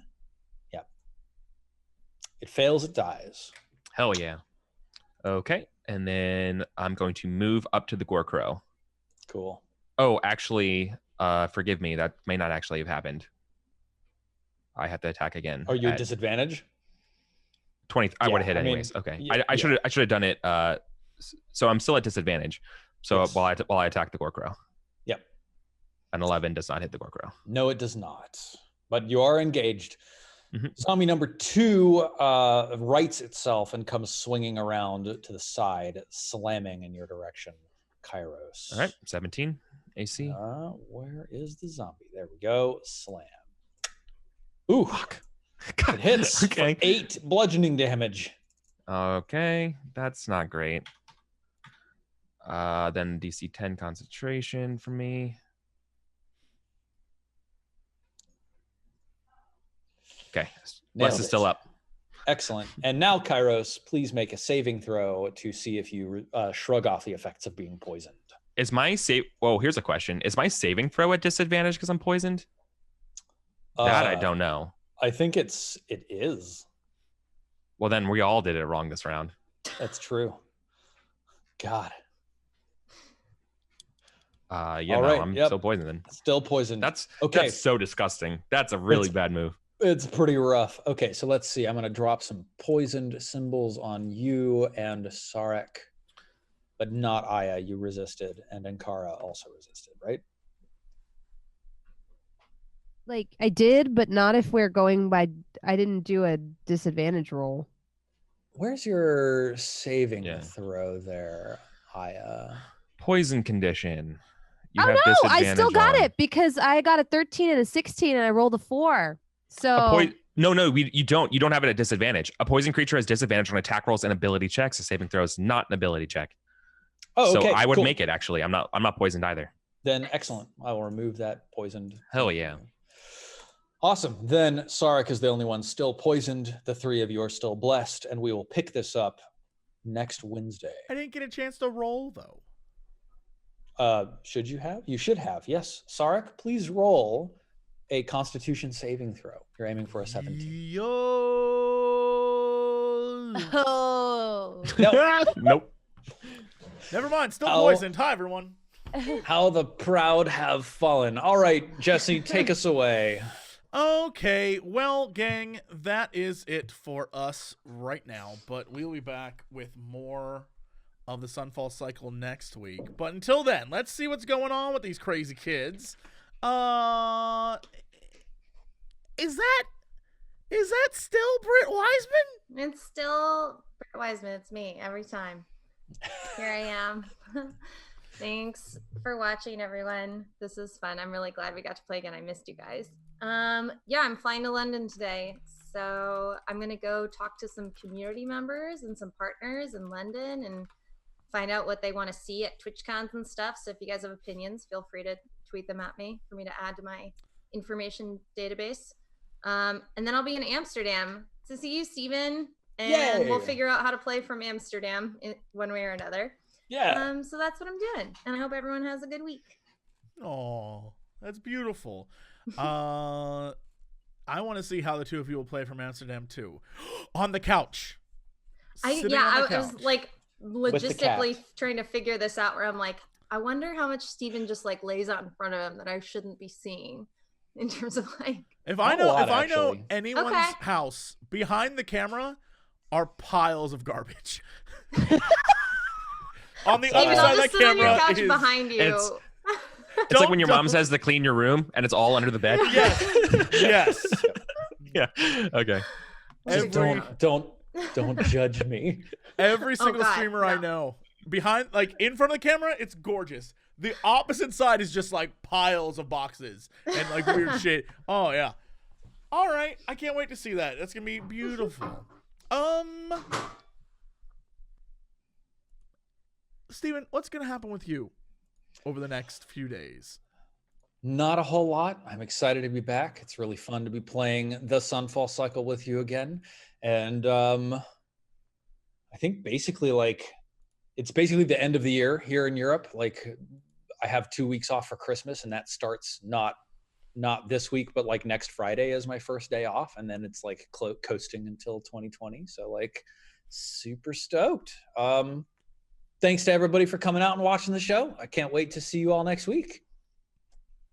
Man, I'm excited. It's going to be good. We probably won't die. Bronze, what's happening with you? Are you like going to just be sick all week? Is that your plan? Yeah. Nurgle kissed me on the mouth, and now I'm trying to recover. Yeah. I just had like a really gross, like, Nurgle's kisses are like nasty. Yeah. You know that. Yeah. We had a poll in chat to try to figure out if Grandpa Nurgle, because he is a grandfather, whether he kisses with tongue or not. Ew. And of course, Definitely tongue. Twitch chat in classic fashion ascertained that he does not kiss with or without tongue, but rather he eats your ass. Wow. So that's thank a you Nurgle to Twitch kiss. chat. Oh. That kiss of sounds Nurgle. like Twitch chat. Yep. Yeah. So thank you, Twitch chat, for that. That But yeah, sounds like a strong community decision. Yep. They came together for that. When you go to London and ask them, like, what do you want to see at TwitchCon? They'll be like, a lot more ass eating.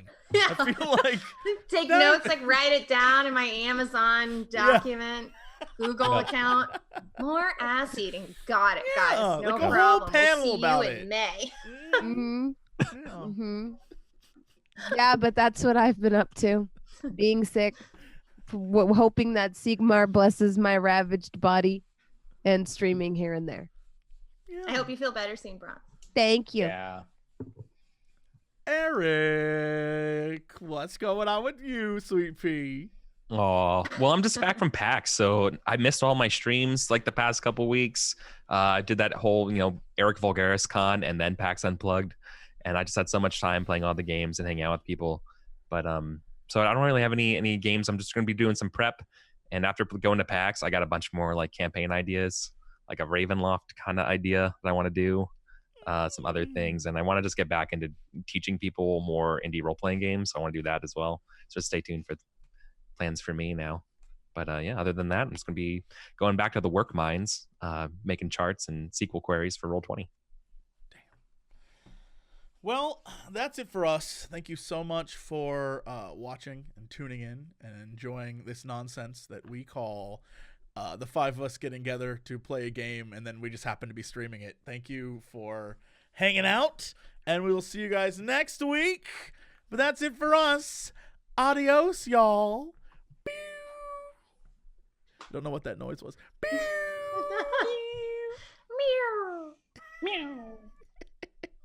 You know, where's the payoff? Bring the strippers and booze! We do occasionally talk about video games. Bring the strippers and booze! Not enough time for video games. Bring the strippers and booze! Oh, thank God, I don't need pants now. Hey, JC, what are you doing? Not much. Making a fortune. Yeah, now sing the music. Bring the strippers and booze! I'm here to ask and answer one simple question. You